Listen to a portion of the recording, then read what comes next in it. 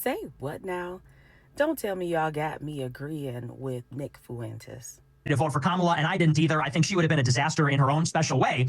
But I said in some ways, this makes her less dangerous in a certain sense. Because if she did the things that Trump is doing now, nobody would stomach it. If she buried the Epstein files, there'd be a riot in the streets. If she bombed Iran, every conservative would be speaking out and screaming in opposition, except for maybe Mark Levin. If she said, we're going to give an amnesty for the farm workers, which, by the way, that's a Biden program. Biden was going to do that. If she did it, nobody would be defending it. But because it's Trump, because it's him, there's going to be a major section of the right wing of the disaffected white working class that's going to find every excuse to say it's all part of the plan. Here's why it's actually a good thing. TikTok, we just have to wait a few more years. And then, Guantanamo Bay, QAnon is going to be lining up James Comey and, all these other people. What is going on? Help me understand. Am I missing something?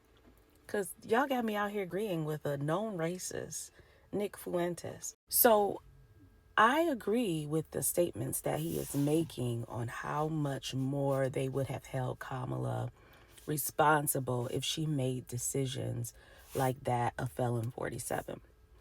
So if all these empty promises that Felon 47 made with regards to Epstein, with regards to the economy, with regards to the deportation piece, if Kamala would have made any sort of promise, they would have nailed her to the cross, and they would have been on circuit on the right media networks, your Fox Newses, your OANs, your Newsmaxes, as well as on the neutral media, CNNs, MSNBCs, CBSs, right? They would have been playing a circuit of what she said versus what she did constantly. But for some reason, and maybe it's white privilege, I don't know, for Felon 47, not only are the news outlets not really holding him accountable, but even Congress themselves, your Senate, your House, they are not holding him accountable. They have passed this big bogus bill that will negatively affect our economy, but they are all so afraid of this man for some reason and unwilling to call him out when things that he does or desires is horrible for our nation.